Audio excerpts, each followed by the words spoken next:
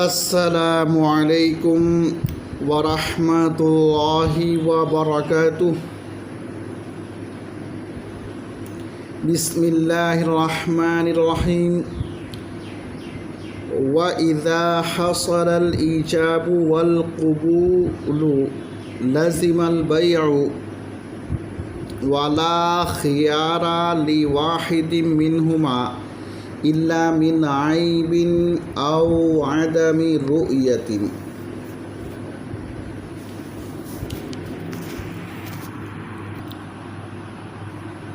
آج کا مسئلہ یہ ہے کہ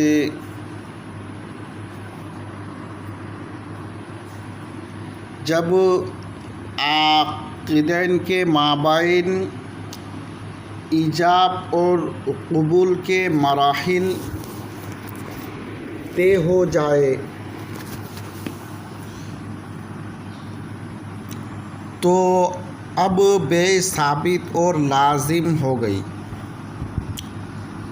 بے ثابت ہونے کا مطلب یہ ہے کہ بائع ثمن کا مالک ہو گیا اور مشتری مبیع کا مالک ہو گیا۔ اب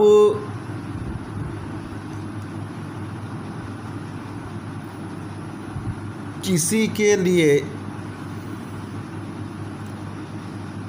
کوئی اختیار حاصل نہیں ہوگا سوائے خیار عیب اور خیار رویت کے۔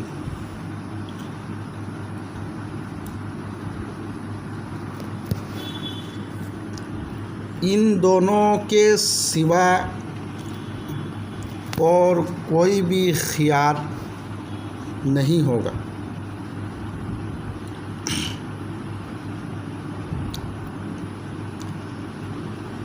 یہ بات حضرت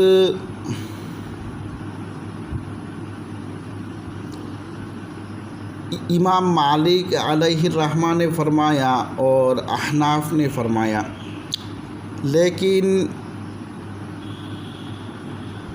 امام شافعی اور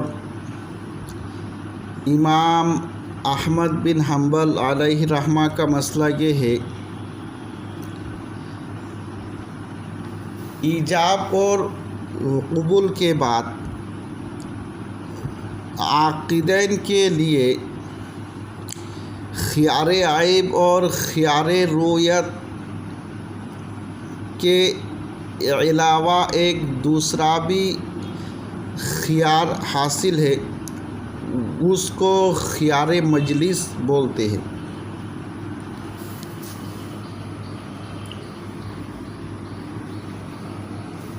ان حضرات کی حضرت امام شافعی اور حضرت امام احمد بن حنبل علیہ الرحمہ کی دلیل حضرت ابن عمر حضرت عمر رضی اللہ عنہ کی حدیث ہے۔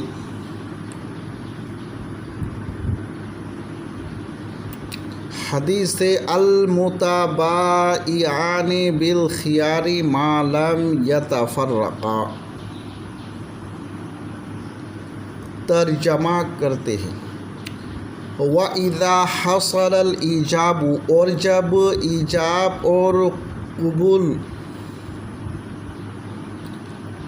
حاصل ہو گیا، لازم البیع، تو بیع لازم ہو گئی۔ بیع لازم ہونے کا مطلب ہے بائع ثمن کا مالک بن گیا اور مشتری مبیع کا مالک ہو گیا۔ وَلَا خِيَارَ لِوَاحِدٍ مِّنْهُمَا، ان دونوں میں سے کسی کے لیے کوئی اختیار حاصل نہیں ہے، کوئی خیار حاصل نہیں ہے سوائے خیار عیب اور خیار رویت کے۔ خیار رویت کے سوائے خیار عیب اور عدم رویت کے، یہی دو صرف حاصل ہوگا۔ وقال شافعی، اور حضرت امام شافعی علیہ الرحمہ نے فرمایا، یثبت لکل واحد منہما خیار المجلس، ان دونوں میں سے ہر ایک کے لیے خیار مجلس ثابت ہوگا، لقولہ علیہ السلام، نبی اکرم صلی اللہ علیہ وسلم کے فرمان کی وجہ سے، المتبائعان بالخیار ما لم یتفرقا،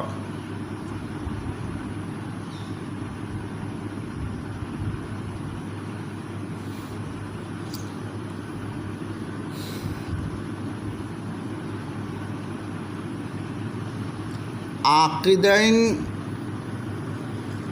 کو اختیار حاصل ہوگا جب تک کہ وہ متفرق نہ ہو۔ اس حدیث سے ان کی دلیل دو طریقوں سے ہے۔ پہلا طریقہ یہ ہے کہ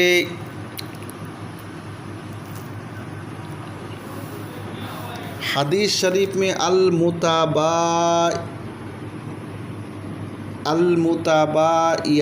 فرمایا،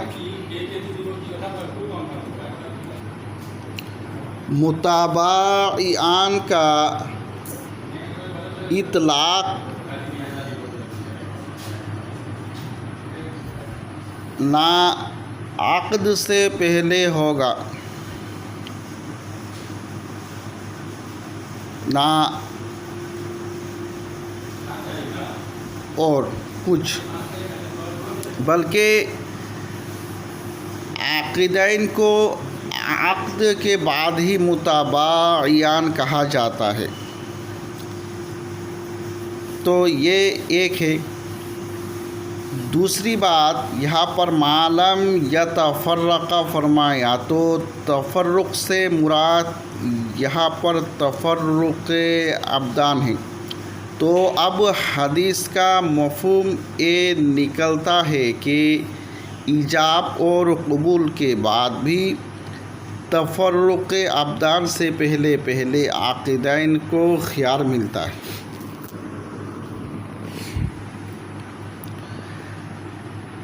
اگر وہ چاہے تو عقد نافذ کر سکتے ہیں ورنہ فسخ بھی کر سکتے ہیں، اور یہ بات ظاہر ہے کہ ایجاب اور قبول کے بعد خیار قبول نہیں ہوگا، لہٰذا ایک خیار مجلس ہی ہوگا جو کہ مجلس باقی رہنے تک عاقدین کو حاصل ہوگا۔ اس طریقے سے وہ لوگ دلیل پیش کرتے ہیں۔ پہلی بات کہ متبائعان فرمایا، متبائعان تبھی بول سکتے ہیں جب کہ عاقدین عقد کر لے، عقد سے پہلے نہیں کہیں گے۔ دوسری بات، معلم یتفرقا، تو تفرق سے مراد تفرق ابدان ہے۔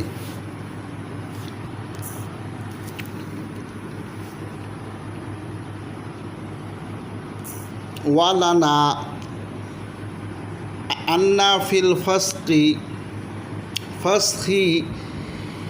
ابطال حق الغیر، ہماری دلیل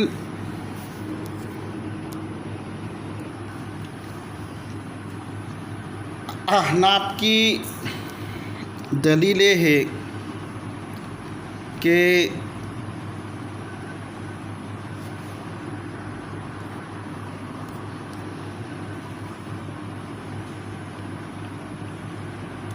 دلیل اس طریقے سے پیش کرتے ہیں جب ایک مجلس میں ایجاب اور قبول دونوں ہو گئے تو بے لازم اور مکمل ہو گئی، اور جب بے لازم ہو گئی تو عاقدین میں سے ہر ایک کا حق اس سے وابستہ ہو گیا۔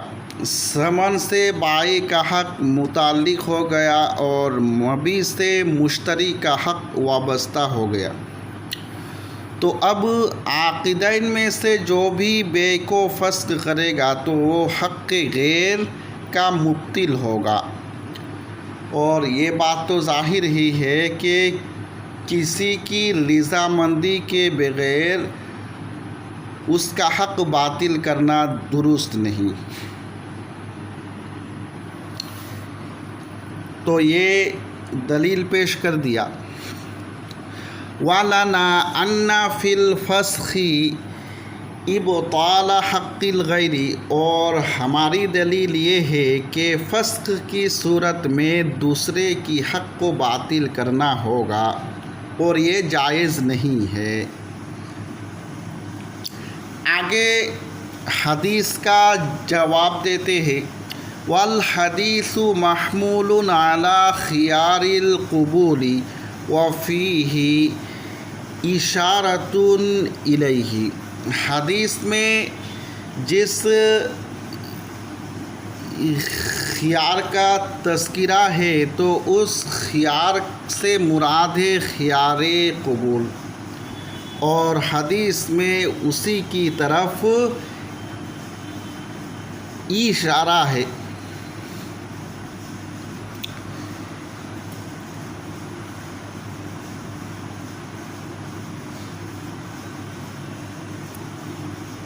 اور حضرت امام شافعی علیہ الرحمہ نے فرمایا تھا کہ عقد کے بعد ہی عاقدین کو متباعیان کہا جاتا ہے، تو یہ بات ہمیں تسلیم نہیں ہے، کیونکہ تباین کا اطلاق معاملہ کرنے کے وقت ہی عاقدین پر صادق ہوتا ہے، یعنی جب وہ حالت مباشرت، یعنی جب دونوں کے درمیان عقد چل رہا ہو تب متباعیان کہا جا سکتا ہے، کہیں گے۔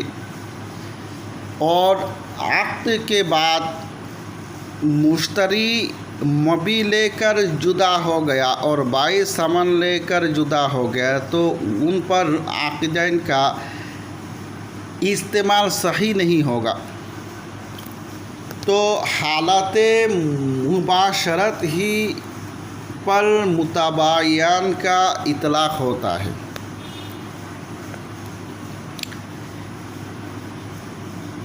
اور یہ تو بات حضرت نے بتا دیا۔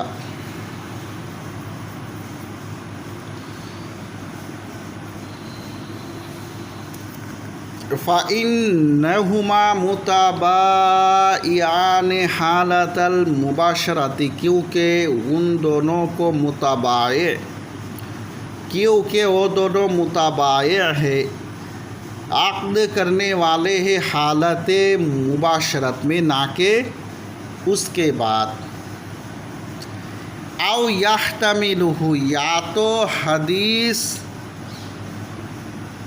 اس کا احتمال رکھتی ہے، یعنی خیار قبول کا احتمال رکھتی ہے، اور خیار قبول ہی پر محمول کرنا چاہیے، کیونکہ اس صورت میں کوئی خرابی لازم نہیں آتی۔ فَيُحْمَلُ عَلَيْهِ، لہذا حدیث کو اسی پر محمول کیا جائے گا۔